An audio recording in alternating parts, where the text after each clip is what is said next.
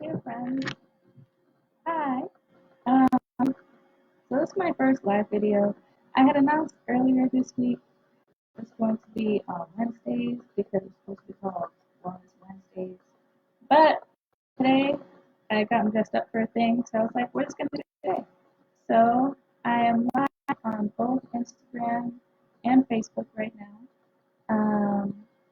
And I have just decided to kind of talk a little bit about mental health. It's something that we all deal with and that we all um, have to kind of navigate through in life.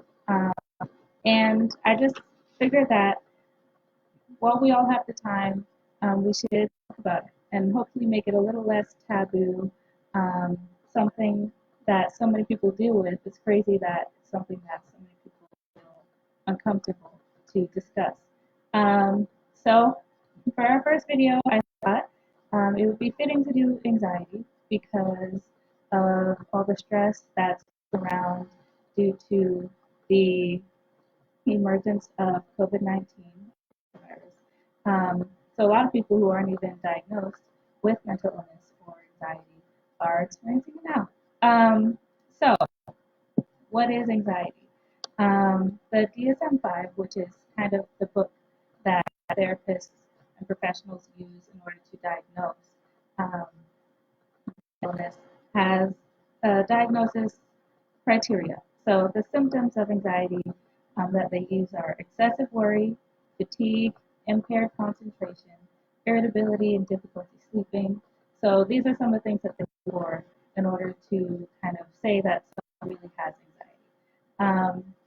But just because you may not have all these symptoms doesn't mean that you don't have times where you feel like you're excessively worrying, or you're overthinking, or you're ruminating on things. And anxiety is, I believe, the most common form of mental illness.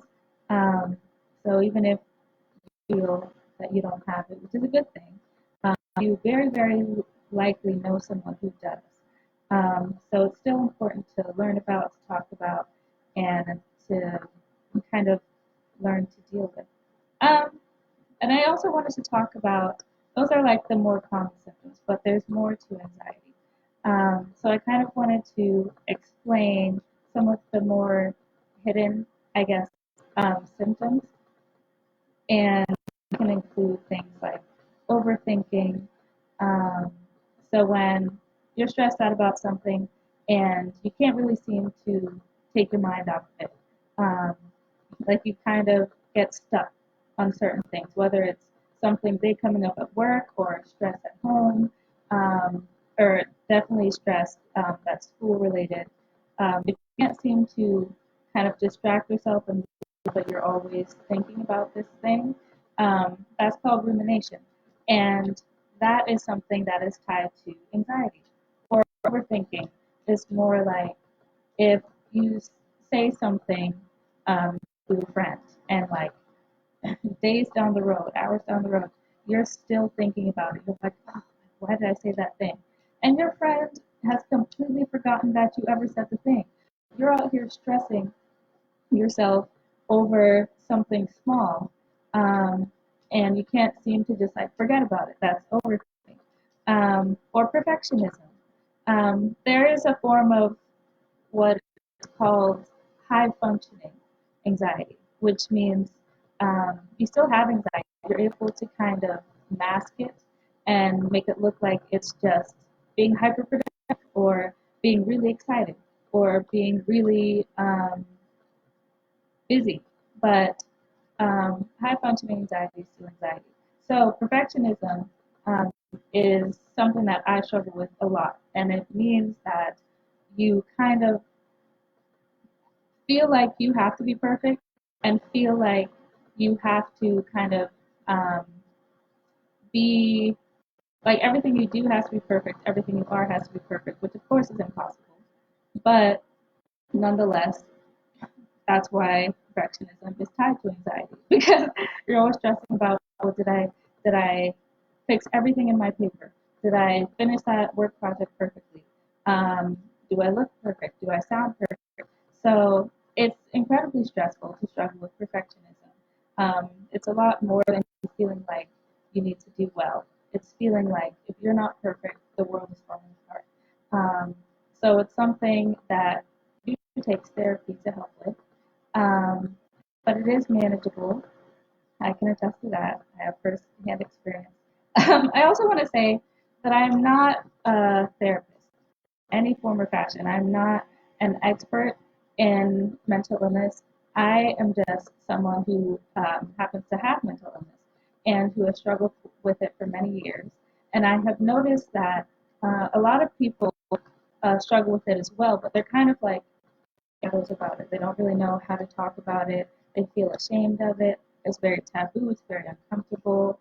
And a lot of mental illness is made better just by having people who are safe spaces, people who are safe to talk to, people who care, and people who are not weirded out by mental illness or people who don't go away at the first um, sign that someone has mental illness. So that's why I feel it's important for those of us who are not ashamed of it to kind of show that it's okay and show that we all fit into a box. We're not all crying in a corner somewhere, um, and that's okay, even if we are. But I just wanted, as someone who is quote unquote successful, um, who like has graduated from like regular school, graduate school, um, I feel it's important to show people that there are people who have mental illness that you would not think have mental illness, people who do not present as having mental illness but still have it. Because I want to challenge the stigmas associated with mental illness that people with it are not successful, people with it do not work hard, people with it are just lazy or just weak. That's untrue. Um, and that is my whole motivation behind doing this. I want um, fellow people who struggle with mental illness to feel like they're not alone. And I want people who do not struggle with any overt illness to have more empathy for those who do. Because everybody knows someone who does. Mental illness is much more common than you would think.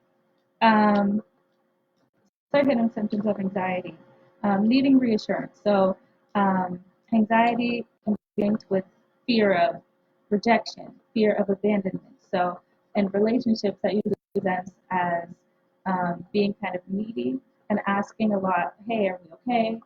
Good. Like, do you still feel the same way about me? That's normal for anxiety because we're going to be constantly worrying. Did I mess this up? Say something wrong?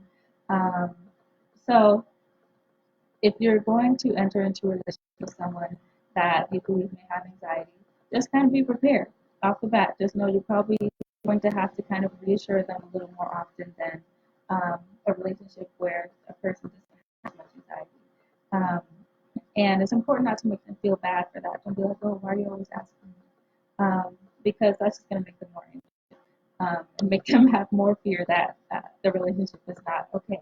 So, um, fear of failure, perfectionism, people pleasing is a big one. People pleasing is definitely common for people who have anxiety because um, people who are anxious worry very much about how they come across to people. They worry very much about how they sound, how they look. Not always. These are not generalizations to everyone who has anxiety. I'm just trying to shed some light on some of the things that people with anxiety can present with.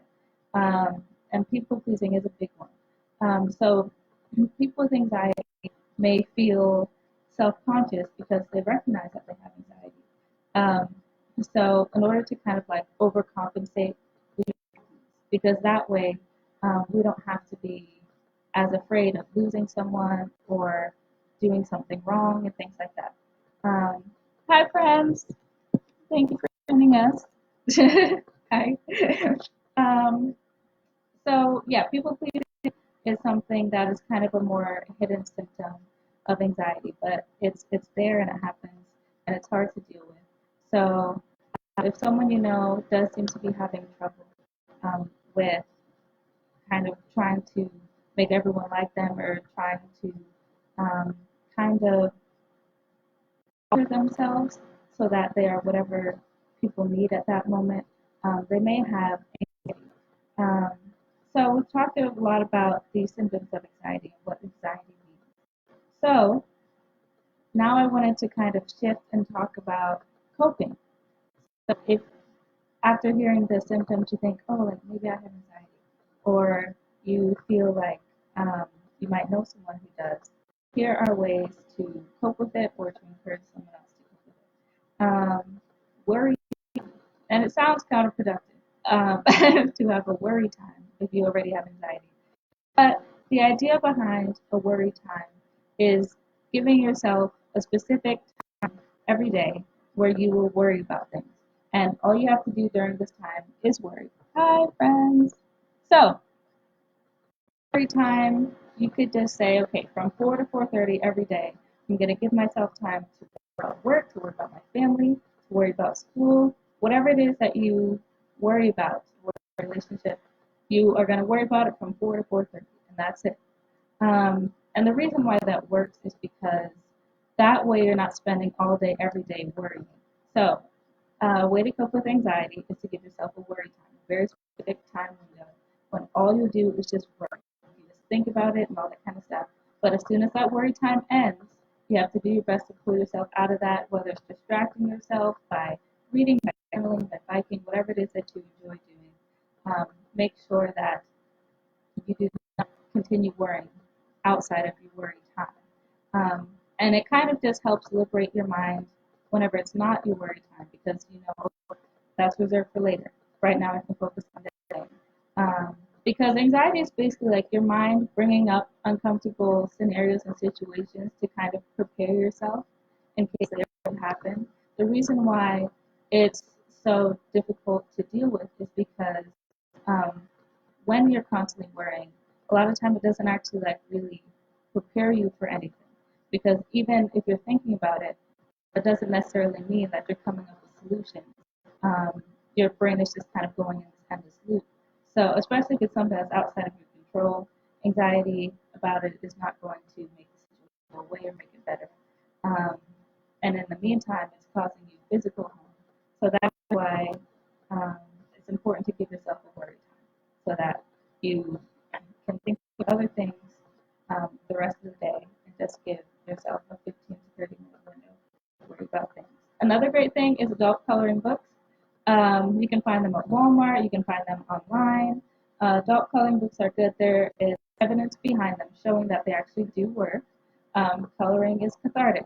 It reminds us of our childhood. It is calming in a myriad of ways. So adult coloring books are a nice, inexpensive option. Hey, Ariel! Adult coloring is an inexpensive option for dealing with anxiety. Also, deep breathing. And there are apps, there are actually GIFs to help you with deep breathing. And there are also apps that can help you with meditation as well as deep breathing. My favorite is called Stop, Breathe, Think. It is an awesome app. It is not free. It is, I think, about $10 a month, but there are free apps.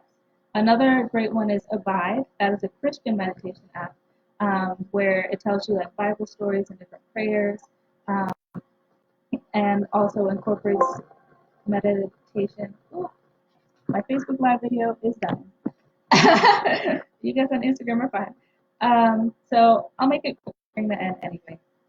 Exercise is also great for dealing with anxiety because it allows your body to release endorphins that are really healing to your brain. Getting sleep. I cannot stress how important sleep is. It is so critical in maintaining mental health. It's important to only get a sufficient amount of sleep, which is at least 6, preferably 9 hours. Um, but also being consistent in the amount of sleep that you get and trying to create structure as to when you go to bed and when you wake up. I know a lot of us are off work and school right now, so we feel like we can just wake up and whenever we want. But it's still very important for your circadian rhythm to have structure as to falling asleep and waking up around generally the same time every day. Journaling, huge. Journaling is amazing for dealing with anxiety because you're getting it out of your head and onto paper. Um, a lot of anxiety is just your brain running through scenarios over and over again. If you write it down and actually realize how unlikely it is, or actually get some ideas about how you would deal with the situation, it's much more productive than just ruminating on negative or fearful thoughts. So journaling is great for anxiety. Support system. Mental health is absolutely dependent on tapping into your support system, whether that's your therapist, your family, whether that's your friends. Um, as long as you have just a couple people that you really trust that you can connect with, be intentional about tapping into your support system. People say that they're there for you and they want to help you. You need to believe that. And I know it's really hard to actually like believe that. But just trust that people actually know what they're talking about. Do not think for them and think, oh, like they're just being nice or anything like that. No one is forcing them to do things that they say. So if someone says they want to be there for you, trust that and reach out to them when you feel like you need to talk with somebody. Therapy is awesome. I know there are a lot of stigmas around the idea of therapy, um, and it's like, oh, I'm not crazy, so I guess I don't need a therapist. Absolutely not. Everybody needs a therapist. Whether you're diagnosed with any type of mental illness or not, therapy is invaluable to everyone because nobody is perfect, and everyone could use a good friend to talk to every now and then. BetterHelp is an awesome app where they have inexpensive therapy, and I believe you can also request like Christian therapists, male versus female therapists. So BetterHelp is an awesome app for that if you feel like you cannot afford um, therapy because it is really expensive. BetterHelp is a nice avenue um, to get less expensive therapy. Um, I mentioned meditation. Medication, also awesome for mental health. Um, I think probably the most taboo aspect of mental health is taking medication.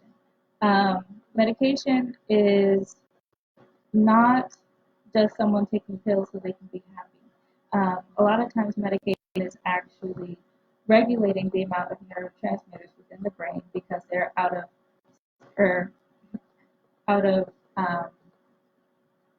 what's the word? They're not that pronounced. Okay, I've been out of school too long.